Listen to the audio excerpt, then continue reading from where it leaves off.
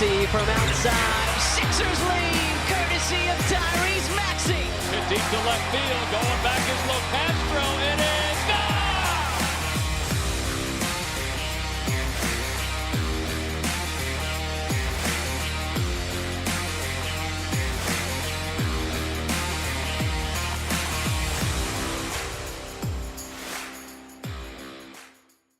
Hello, everyone, and welcome back to another episode of the Beef Up Front podcast here on Pick Swap Media. Your host, Ryan Coyle, continuing on today with our college football preview series.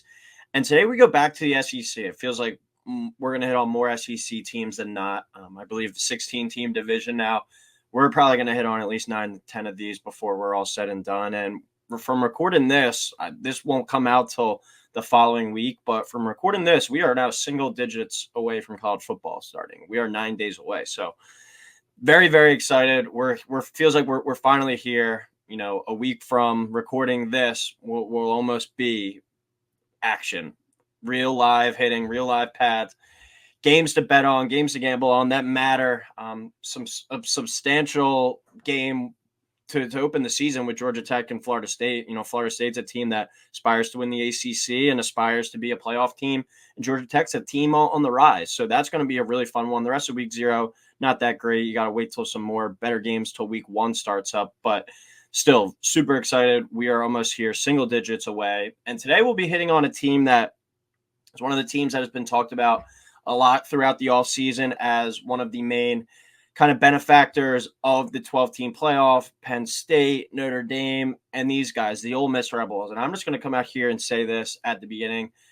Even if it was a 4-team playoff, I think I would be taking the Ole Miss Rebels to go to the college football playoff this year. I'm super bullish on these guys this year. This is my team that I think I'm kind of hitching my wagon to as my team that I'm going to be riding with for this season and kind of backing mostly game after game. You know, there's going to be the majority of people saying they have Ohio State, Georgia, so national champion.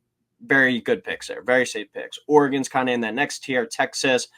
But Ole Miss, I think, deserves to be firmly in that conversation, and I'm going to hitch my wagon to them and hopefully ride it all the way to the finish line. It's a team I think we'll get into the complete schedule prediction at the end, but 14-1 to win the national title. When you look, head coach with Lane Kiffin, offensively, he's up there with anyone. And I think this roster goes pound for pound with anyone in the country. I think you could put them right up there with Georgia, Ohio State, Oregon, Texas. Those are probably the 4 best rosters I think most people consider college football. I think Ole Miss deserves to be right there in the conversation themselves. With the work that they did in the portal this offseason, with the returning players, and bringing back Jaxson Dart, who's on his 3rd year as a starting quarterback at Ole Miss.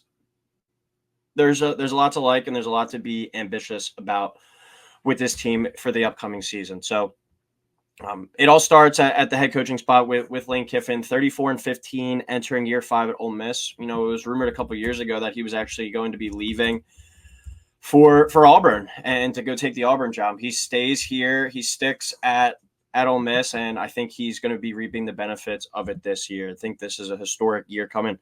95-49 in his 12 years as a college football head coach. But this is going to be the most successful season I think he has had. 2023, when you look back at the year, one of the best years, if not maybe the best year in program history. They went 11-2, 6-2 in the SEC West, beat Penn State in the Peach Bowl 38-25. And a lot of teams, disregard bowl games now. That was a legit game. Penn State bringing back a lot of people from last year. They had a lot of guys playing that one, and Ole Miss, the same thing. That was a legit football game.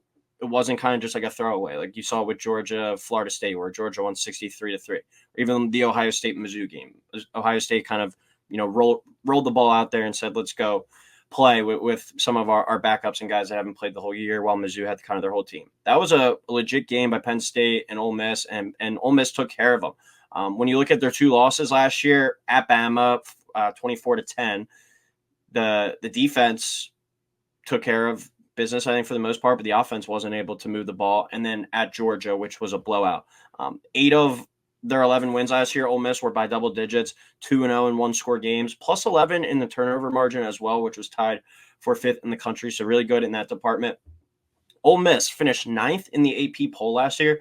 That was their highest ranking since 1969. I was shocked to see that. Ole Miss hasn't been great during my lifetime. and I guess kind of these last few years, they've really turned it on. But when they had Hugh Freeze, they had some good runs. I mean, they beat Bama once there. Those Hugh Freeze teams were pretty good. They had Eli Manning while I'd been alive. But last year was, I guess the best season since 1969, finishing ninth in the final AP poll. That was pretty shocking to me, but it goes to show you just kind of how, I guess, poor Ole Miss football history is and what Lane Kiffin has turned them into. And now this year, coming into the poll at number 6 overall to start the year, expectations are high, and this definitely should be a playoff team. They beat LSU 55-49 in one of the most entertaining games of the season last year between two offenses that really couldn't stop anyone. And then you go Jaden Daniels and Jaxson Dart kind of going score for score. But I think they still showed, with that 11-2 record, that they still weren't up to par with the national contenders, losing to Alabama in that one game, losing to Georgia 52-17 in an absolute beatdown. And I think that was a game where Lane Kiffin kind of looked in the mirror and was like, all right, if we're ever going to get over the top, we're going to have to make, a few changes, unless I want to be a 10-2, a 9-3 coach every single year. And at Ole Miss, I think that exceeds expectations kind of. But now Lane Kiffin's raising the bar, and I think he has a roster that can go shot for shot with some of these big teams. They had the 16th best scoring offense last year and the 13th best total offense. Defense ranked 34th in scoring, but they were below 65 in total defense, rushing defense, and passing defense. So it was pretty solid at keeping teams out of the end zone, but teams were able to kind of move the ball up and down the field with them. They were around, the national average there in the FBS for most defensive statistics. But Lane went out this offseason and he hit the portal, and he hit the portal hard. He brought in the highest rated portal class of this entire cycle. So this is a team that, with all the returning talent, brings in a ton of 4 and 5 stars as well. And they're ready to go to compete for an SEC title and perhaps even a national title as well. Bring back Dart, bring back your head coach, bring back this loaded portal class, bring back a bunch of key returners from last year, especially on the offensive side of the ball. The team is there. The roster is there. Can they get over the top? That remains to be seen. And I think they're one of the more fascinating teams in all of college football this year to see if they can kind of break through and get over the top. When you look at the offense, the Lane train will always have a great offense as long as he's running it. One of the best offensive minds in all of college football in the past 25 years. You combine his play calling, his system with Dart at QB coming back for his 3rd year as a starter. The potential, I think, for this offense is limitless. And Lane Kiffin is one of the main coaches, the main kind of advocates that I've seen, at least on social media and Twitter, saying, like, this year with the technology coming into the helmet where the coach can talk or the play caller can talk to the quarterback up to the 15-second mark, especially in college where there's rarely huddles anymore, especially for these spread and up-tempo teams. He's like, it's basically a cheat code. Like, that is going to be such a benefit, I think, to Jaxson Dart and to Ole Miss, with Dart's comfortability with Lane already, and now being able to have that last-second kind of communication as well. I mean, I expect these boys to be going out there and putting up points left and right every single week. Scored 35 or more in 7 games last year. I expect this to be a team that averages 40-plus points per game this season. I think they really could rival what LSU did on the offensive side of the ball last year, which is one of the more historic offenses we've seen in recent memory. Last year, Jaxson Dart put up 3,364 passing yards and 23 passing touchdowns, only 5 interceptions, takes really good care of the football. He also ran for 381 yards and 8 touchdowns. So a dual threat guy. He's my Heisman favorite entering the year. I have the 14-1 ticket locked in. I love Avery Johnson from Kansas State that we've talked about, but he's more of a long shot pick. 25-1, his first full year as a starter. Dart is the most experienced quarterback, I think, in college football this year. You could kind of throw Cam Rising into that mix, but we'll say guys that are, normal 4-year players. Cam Rising going into his 7th year. But just snap for snap, experience-wise, Dart is up there, playing 3 years in the SEC now, going into his 3rd year, and even played some time at USC at the beginning. He has all the tools and all the experience to go out there and have a historic season. This offense returned 7 starters as well. 3 of Dart's top pass catchers in Jordan Watkins, Trey Harris, and tight end Caden Prescorn. Shout out to Beef Up Front, frequent guest Sean Hoy. Guess we could call him that. He sent me a text today. Prescorn is going to win the Mackey Award, best tight end in the nation at plus 750. So that's worth a look there. But that trio returns combined for over 2,000 receiving yards last year, 15 touchdowns. And to go with that, they had one of the best wide receivers in the portal in the entire country in Juice Wells from South Carolina. Electric player at the wide receiver spot. He was a first-team All-SEC guy at South Carolina 2 years ago in 2022. So weapons galore for Dart to throw to. And the offensive line, when you look at them, they also return 3 starters with the center, right guard, and right tackle. You have your entire right side of your offensive line back, experienced group there. And then the 2 starters on the left side at left guard and left tackle, 2 transfers from Washington. Washington last year won the Joe Moore Award, which is the best offensive line in the country. They bring in Julius Bulow and Nate Capello, both, as I said, part of Washington's offensive line. They slide in there at left guard and left tackle. Bam, you have an elite offensive line in front of Jaxson Dart as well. Was a bit of a surprise for the running game when you look at the running back spot to see Judkins transfer to Ohio State. He kind of made himself into the guy there at Ole Miss. Probably would have been the best running back, I think, heading into the year in the SEC. But Kiffin's system, at least with running the ball, it kind of reminds me of like Kyle Shanahan, where it's so running back friendly, where, it's a luxury to have a guy like Quinshon Judkins in the backfield for you. When you look at the NFL and Kyle Shanahan and the 49ers, like a Christian McCaffrey. But this really is a system where you can just go and put a guy who's pretty talented back there, runs hard and has speed, and he's going to get opened up and have some rushing lanes and free space to use his talent to the best of his ability. That's what Kiffin does. He gets these guys in space, and he pays out rushing lanes with a great offensive line in front of him as well. The rushing game, I think, is going to be just fine without Judkins. With Judkins leaving, would have been nice to have him, sure, but he goes to Ohio State there, where still kind of a puzzling move. Him and Henderson in the backfield at the same time would have been the guy here, but Kiffin's system, I think, is suited for kind of any running back with talent, and they still have plenty of talent there. Ulysses Bentley returns. He rushed for over 500 yards last year behind Judkins, and then they brought in transfers Ja'Cory Krosky-Merritt from New Mexico and Miami's Henry Parrish, who also was a former Rebel, transferred to Miami, now back to Ole Miss. But there's not a single red flag, glaring weakness on this entire roster. We can go into that whole thing, but the offensive side of the ball, at least, this offense is as deep and as dangerous as any in the country. And for my money, I think it's going to be the best overall offense in the country. When you look at the defense really is what I think separates the good from the great in the SEC. You look at Georgia under Kirby, in these national championships they've been able to play some really good, really strong offense, but the defense was a calling card. Alabama under Nick Saban. I think the last title with Tua, the run that they kind of had there with Mac Jones, like with the spread and all these good young receivers, you can look and say maybe the offense was more dominant for them, but back in Saban's heyday, the defense was kind of the dominant force back in like the early 2010s and whatnot. The defense, I think, is what separates these good teams from the great, because you can go out there and put up, you look at LSU last year, best offense, scoring offense and total offense in the entire country. Defense couldn't stop a nosebleed.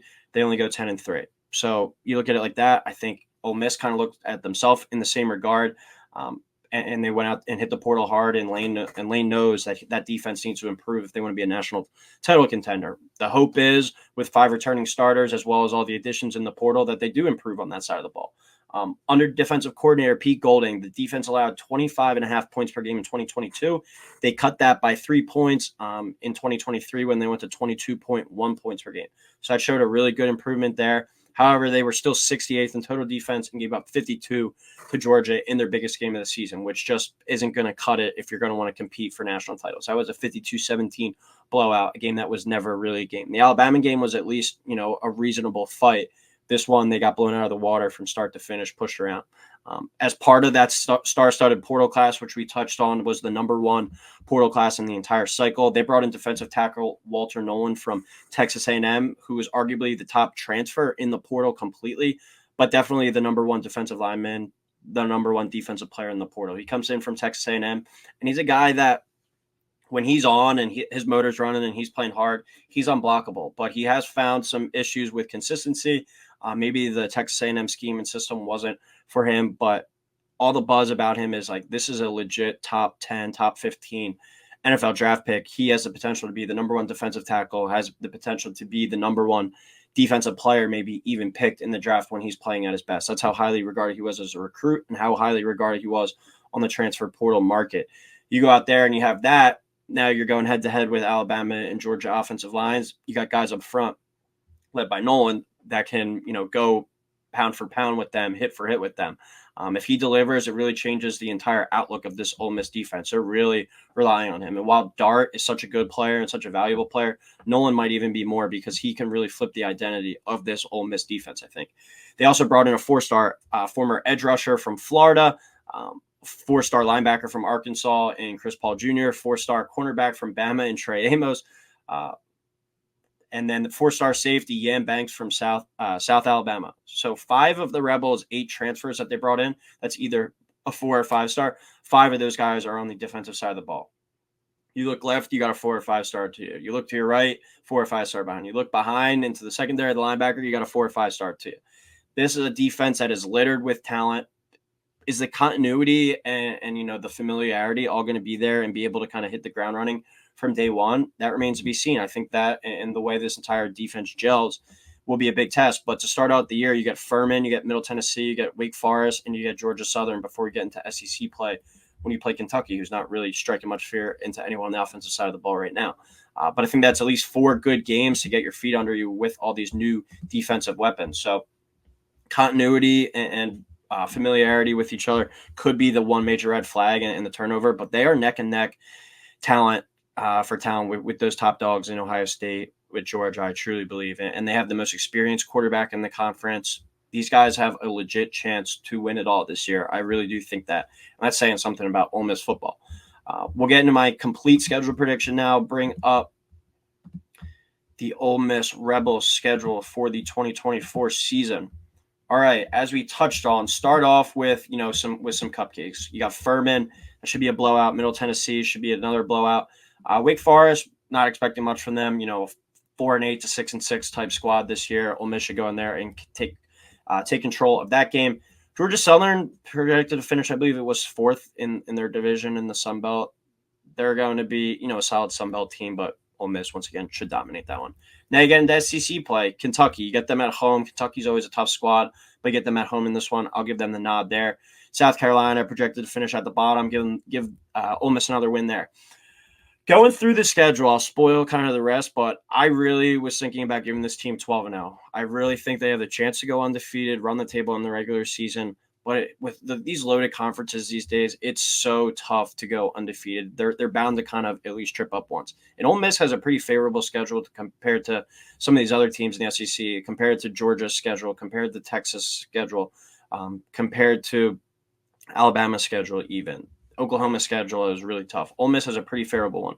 Going to LSU, going to be a night game, as it says. LSU, I don't think it's going to be awesome this year. Would it surprise me if they got to 10 wins? No. But I do think they're more of a 9-win to an 8-win type team. But I do see Ole Miss at least tripping up once. I think it's kind of inevitable there, and I will have it at LSU, arguably one of the toughest atmospheres in all of college football, especially at night. I'll give them the loss there. I'll have them beat Oklahoma at home. I think Oklahoma is going to be more of 7-5, 6-6 than a 9-3, 10-2. I'll have them win that one. Arkansas, I think, is bound to be a dumpster fire this year. I'll have Ole Miss win that game. Really tough one here. Georgia comes to town. Georgia, their 3 toughest road games, I believe all their 3 games, their 3 toughest games, at Ole Miss, at Alabama, at Texas. Your 3 toughest opponents all on the road. Georgia is going to at least drop one of them, perhaps even 2, maybe even 3. Who knows? But I do think that game last year against Ole Miss against Georgia was kind of a wake-up call for Lane and for the entire program. Like, all right, what we're doing and the way this roster is built now, we're not going to be able to compete with Georgia for the SEC title and for the national championship. And that's kind of the standard right now in the SEC and perhaps in even all of college football. Won 2 of the last 3 national titles. And arguably, if they got into the playoff last year over Alabama, they would have arguably won 3 in a row and got that 3rd title. I mean, definitely would have given Michigan a really good game. But at the same time, you have to go on the road here. This is another tough game for Georgia. And Ole Miss, I think, has the roster now to go shot for shot with them. And I'm taking Jaxson Dart over Carson Beck as well. Does Kirby out Coach Lane? We'll see. But they have the home game in this one. I'm going to give them the benefit of the doubt and give them the home win big time there over Georgia. It's going to be an awesome game. At Florida, that's part of Florida's murderer's row of 5 final games against ranked teams to start the year. I think Florida falls apart by then for sure. So I'll give them the win there. And then the Egg Bowl, Mississippi State, going to be at the bottom of the SEC this year. So I got the Rebels going 11-1. as we've talked about, throughout the show, very bullish on this team. You look at talent-wise, they're right there with just about anybody. You look at the quarterback, I think they have the best quarterback, arguably, in the conference. I put Jalen Milroe and Jaxson Dart above Carson Beck. I think Carson Beck gets a little bit too much love. But this is going to be an awesome conference, as always. But I have them going 11-1 with that loss at LSU, just a kind of a spot game, going on the road to a night game at LSU. You're going to drop one game most likely across the schedule. I don't see anyone going undefeated this year. The over 9.5, I've already locked that in. That's one of my biggest plays for any team this year. I see 2 losses at most on that schedule with, Georgia. The Georgia game, you at least get them at home, and the LSU game on the road. Who knows what Oklahoma is, but you get them at home. Florida, I'm not expecting anything of. The non-conference really easy as well. Get a lot of home games on the schedule, and the road games are, Arkansas, not that tough. South Carolina, not that tough. So this is a really favorable schedule for Ole Miss, and why I love them to go over that 9.5 at -115. That's already been locked in. 14-1 to win it all. I'm going to take that as well. I'm going to sprinkle on that. Haven't made my official playoff predictions yet, but I'm starting to lean more and more towards, going a little bit outside the box of a Georgia, an Oregon, or an Ohio State, and potentially taking these Rebels to win it all at 14-1. -130 to make a playoff feels like a pretty safe bet. Take it over 9.5, they're going to make the playoffs. So at that point, it kind of just be a double down. I might look to take that as well and just kind of go all in. Plus 650 to win the SEC is certainly worth a look too. 11-1, they're probably going to the SEC title game, and then you just got to win one game from there. So super bullish on this team, as we've talked about. Jaxson Dart for Heisman. I think this team goes to the playoffs certainly and wins 11 games and is potentially your national champion of your first 12-team college football playoffs. So not much more positive to say about the Ole Miss Rebels, but all in on them this year and get all aboard the Lane train and Jaxson Dart Heisman ticket. I think it's going to be a historic year down there in Oxford. But as always, everyone, thank you for tuning in. Please like, subscribe, and we will talk soon.